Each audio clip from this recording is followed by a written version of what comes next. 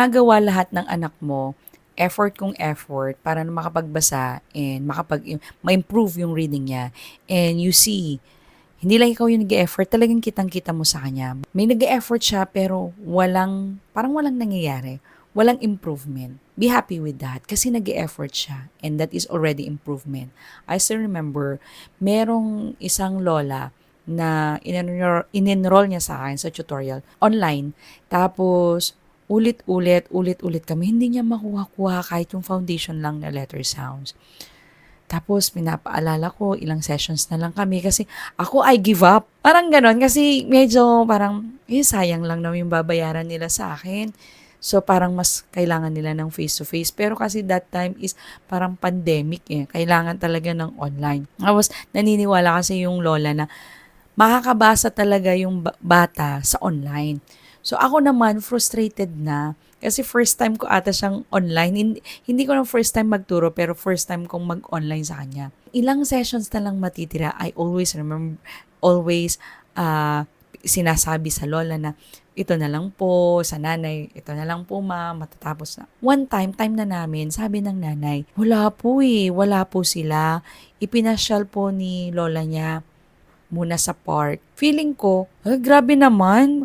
Napakawalang respeto naman sa time ko, kako. I waited here, tapos wala siya. Pwede po, sabi naman niya. Pwede po other time. So since it is my first time, I'm gaining experience yung online, pumayag naman ako. And then, what happened was, pagbalik namin, umuo ako, sinabi nila 8 o'clock in the evening, sige. Sabi ng lola or nanay ata, sabi nila na ipinasyal.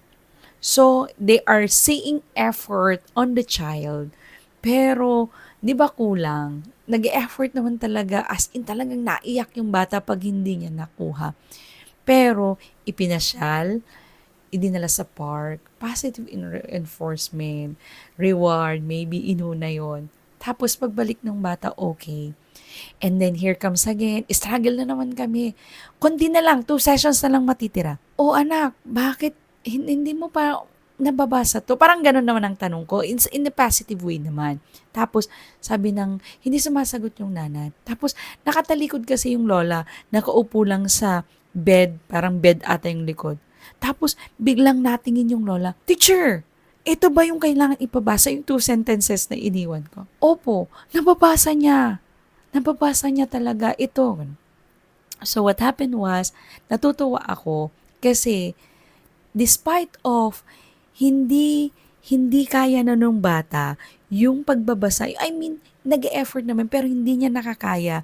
So kailangan namin mag-slow down and ang maganda nun, positive yung pagtulong ng lola sa bahay. So, yun ang nakakatuwa. There is parang pagtutulungan nung parent at saka nung teacher and really helps the child kasi gustong-gusto nung bata na makabasa. Imagine, on your grade 2, grade 3, ka na, naiintindihan mo ng mga bagay-bagay na nakakabasa na sila, pero ikaw hindi nakakabasa.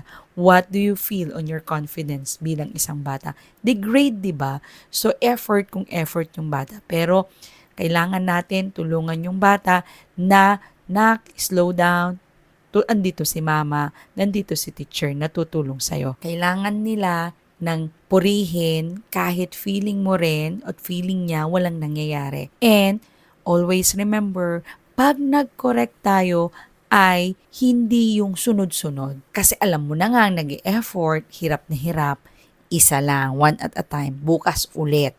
Tapos yung lesson, paiksihin or isa lang na lesson and activities surrounds yun. Pag nagbasa kayo, hindi ba nakukuha at hindi pa na ma-master, wag sa next day, wag lalagyan ng next lesson na hindi pa yun ulit ang lesson. I mean, you need to review the previous lesson para ma-master niya. Okay, kahit paulit-ulit. And effort today builds the skills tomorrow. That's it for my vlog today. Kung meron naman kayong questions, you just comment down below. And please don't forget to like, share, and subscribe on my channel. This is Joyly Luis. Always remember this. You don't need perfection, just consistency. Be patient. and you will see progress. See you on my next vlog. God bless.